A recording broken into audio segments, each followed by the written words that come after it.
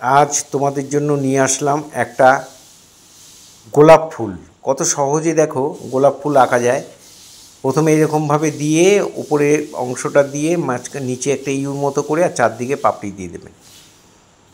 এখানে কয়েকটা কুঁড়ি দিয়ে দিলাম। একটা গোলাপ ফুলের, একটা গোলাপ না, অনেকগুলো গোলাপ, দুটো গোলাপ রয়েছে, কুঁড়ি রয়েছে, এগুলো একসাথে কেমন করে আঁকবে।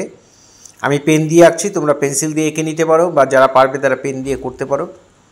আমি পেন শেডে করব, তাই পেন দিয়েই ড্রয়িংটা একবারে করে নিচ্ছি।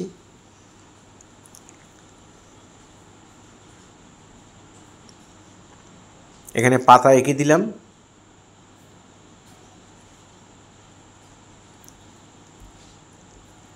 ভিডিওটা প্রথম থেকে শেষ পর্যন্ত দেখার জন্য অনুরোধ রইল। এবার এখানে ফুলের বৃন্তগুলো এঁকে দিলাম।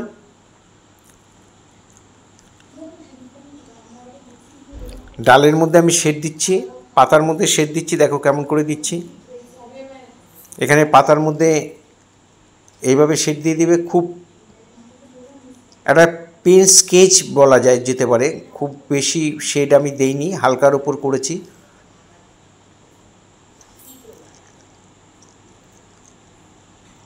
ফুলের মধ্যে এইভাবে শেড দিয়ে দেবে।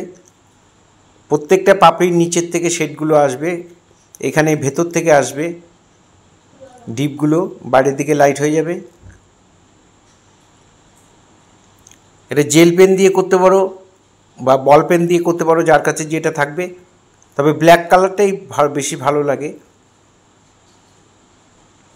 নীল রং দিয়েও করতে পারো, এখানে ব্ল্যাক কালার দিয়ে আমি করছি।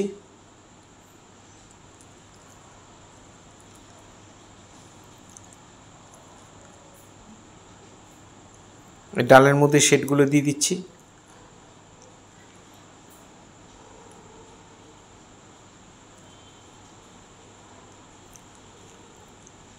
পাতার মধ্যে মাঝখানে শিরাটা টেনে নেবে, তারপরে অল্প অল্প করে শেড দিয়ে দেবে।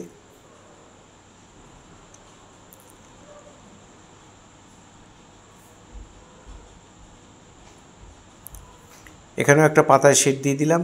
এখানে ফাঁক গ্যাপের মধ্যে আমি কয়েকটা পাতা এঁকে দিচ্ছি।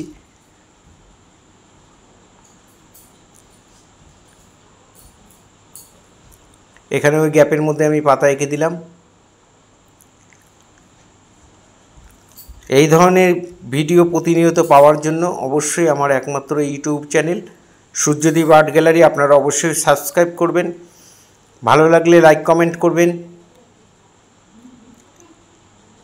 ফেসবুকে যেসব বন্ধুরা ফার্স্ট টাইম আমার ভিডিও দেখছেন তাদের কাছে বিশেষভাবে অনুরোধ যে আমাকে অবশ্যই ফলো করবেন, আর ভালো লাগলে শেয়ার করবেন, একটা করে কমেন্ট করবেন। আপনাদের একটা কমেন্ট আমাদের কাছে খুব মূল্যবান, যারা আমরা ভিডিও বানাই। পুরো ভিডিওটা দেখার জন্য সবাইকে অসংখ্য ধন্যবাদ। এইভাবেই আমার সাথে থাকবেন, পাশে থাকবেন।